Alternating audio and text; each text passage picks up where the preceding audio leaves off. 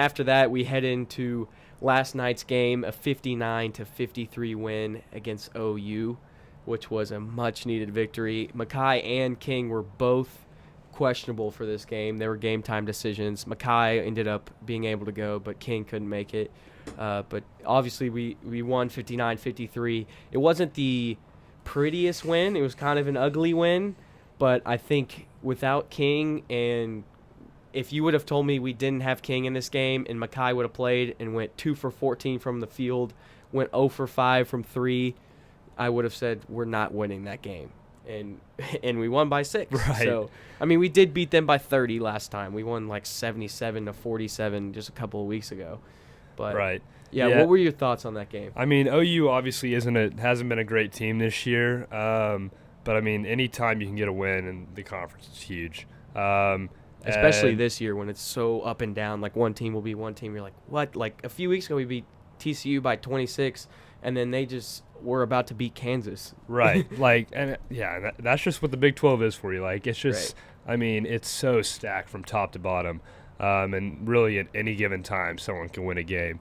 But yeah, I mean, it was honestly just so impressive that we were able to pull this out without Mackay. Like, Mackay honestly played just not great at all. I mean, shooting 2 for 14, 0 for 5 from 3.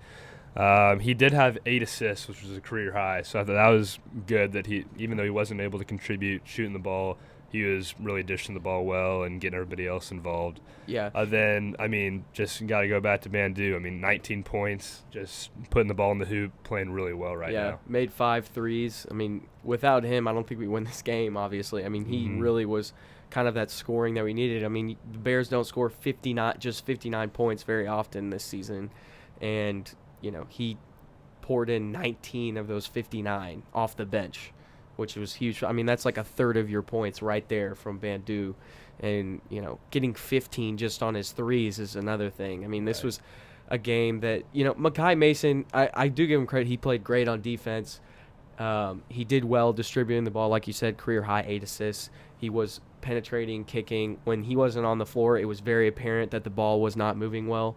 But at the same time, just could not put the ball in the basket, obviously. I mean, the Bears were 39% from the field and 46% from the three-point line. Like, that doesn't happen very often where your field goal percentage is lower than your three-point percentage. But the Bears did it last night. And the Masonless Bears, like the Bears other than Mackay Mason, were 48% from the field and 59% from three. So basically crazy. Everyone other than Mackay was shooting the ball lights out, which really helped. And just the fact that Mackay wasn't making everything he put up like we've kind of grown accustomed to lately. We've kind of been spoiled lately with Mackay Mason, but you know he's been incredible just dishing the ball. So that's one thing that we should not take for granted for sure. But I thought one thing that was cool was that 10 of the 21 made field goals that the Bears had in this game were three-pointers. Wow. Like almost half. Wow. like I don't know, if you have 21 shots and 10 of them that are going in are threes, it's like, huge. And that goes back to Mackay moving the ball around really well, and just the whole team moving the ball around the perimeter extremely well. But yeah, I mean, there was a small there could have been a discrepancy in the free throw line this time around, but the Sooners, they were 8 of 15 from the free throw line this time. So they didn't capitalize on their opportunity, but the Bears definitely sent them to the free throw line. Right. So, I mean, it's continued to be a problem. We're just sending people to the line way too often. At this point, like last 3 games, like we're just kind of hoping that they don't make their free throws, or else it's going to be a negative outcome for the Bears. So, yeah, just got to get more disciplined on defense. For sure. And, I mean, like you said, that's tough to do with a ton of guys that don't have really great size, and so they're just trying to give max effort and make plays and move all over the place, but you still got to tighten that up, especially come tournament time. And it was a great defensive game for the team. I mean, the Sooners shot just 39%, just like the Bears, but they were 19% from the three-point line. So they did a great job closing out and getting there and getting to the spot and making sure that they weren't knocking down those threes. Butler also added 11 points, 5 assists, 2 rebounds. He was 3 of 6 from 3. Kegler had 9 points and 7 rebounds. So, outside of Makai, the guys were kind of going off. Right. And I thought it was cool just to see that, not everything is lost when our best player is kind of doing what he does. But yeah, and that's honestly, it's huge in college basketball. I mean, normally you just kind of live and die by your best player, and so the fact that we could get a Big 12 win and have Makai have a game like he did and have King be out, I think that really bodes well for us for the rest of the season. Yeah, obviously we didn't have our 30-point victory that we wish we would have had again, but just getting a win on the board at this point and with the circumstance of this team, I'm good. Like, at this point, I'm not too worried about getting ranked and stuff like that. Like, I think that will come with wins, and obviously we didn't get the wins that we wanted this week. But after this week, we're tied for third in the Big 12, and that's with Iowa State and Texas Tech, and we're all 7-4 in the Big 12. And then Kansas is 8-4. They propelled themselves into second place with their win against TCU in overtime, which was clutch for our little betting fund. But that was. Yeah, but not necessarily for the Bears. But yeah, we had some money down on the Jayhawks on that one because the spread was ridiculous on that. It was something like +3 Kansas or something. We had to put money on it. And they had burned us a couple times in a row on the road. Oh, yeah, for sure. We were like, this is the game. And then they would just lose. But as a Baylor fan, we're happy about it. But, our wallets are hurting a little bit. But, yeah, for sure. And then so Kansas State sits at number 1 at 8-2. So they're actually like 2 games ahead of second-place Kansas. So with that win against Baylor, they really propelled themselves. I mean, they beat Baylor and Kansas back-to-back, basically, I think. And so they just kind of shot themselves in the first with a comfortable little space. It's wild. I mean, ever since I've been alive and watching sports, it's just like rinse and repeat. Kansas is going to win the Big 12. And right now, I mean, K-State has a little bit of a lead right here, and it'll be really interesting to see if they can hold on to it as the season unfolds. Yeah, especially having that win earlier in the season is, because usually Kansas will climb their way back and find a way to get it, and it's usually with their own wins and beating these teams that have been, like you'd see Kansas State beat all the other Big 12 teams, and then they finally play Kansas and they lose both games. And so it kind of just, this time it's good to see that Kansas is actually losing to Big 12 teams. And it is a good feeling. Giving us a little hope. I mean, and then so Texas Tech is next up on the schedule for the Bears at Texas Tech, and that's on Saturday. And then we've got at Iowa State on Tuesday. So the two teams that we're tied with right now in third will be playing on the road in our next 2 games. They got a nice little break this week, got a little test week this week. They probably got a lot of studying to do.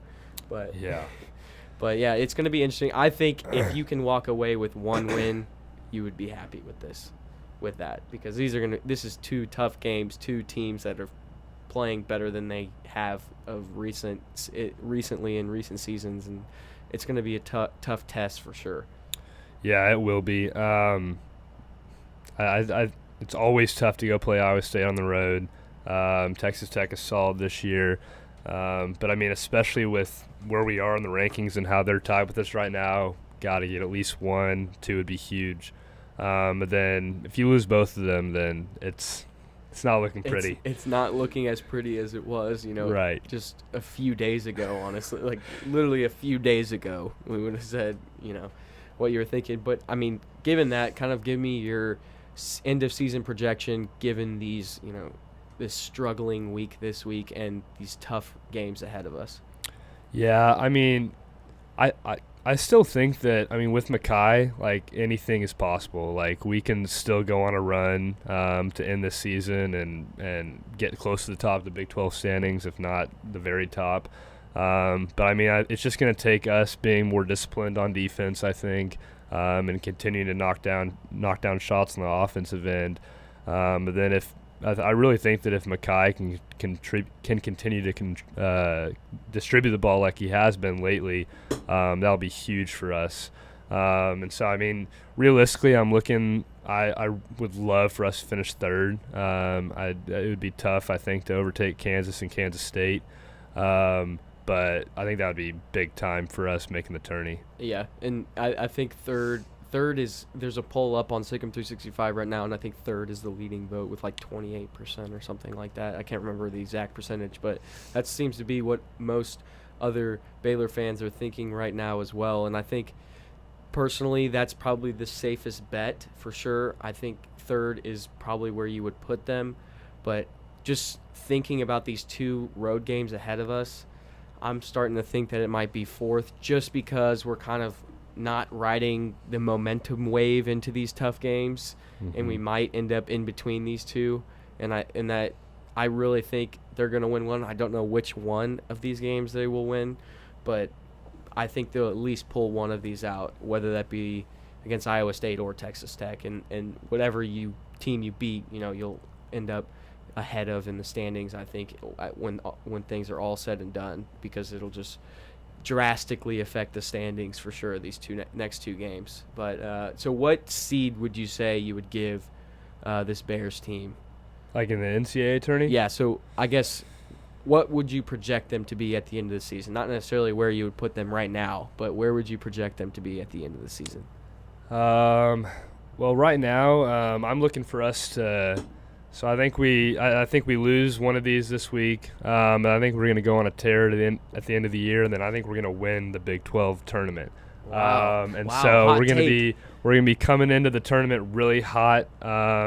I think we'll be somewhere around a 5 or 6 seed at that point, and kind of go from there. But I really think that we have a team that is capable of going on streaks. We already saw that earlier this year. That's true. And so I think it just takes us being healthy, which obviously is a question mark right now. But if we can get healthy, I think we can do that. It's kind of the opposite kind of thought process of like you got to go up to go down. We're going to go down to go up. Right.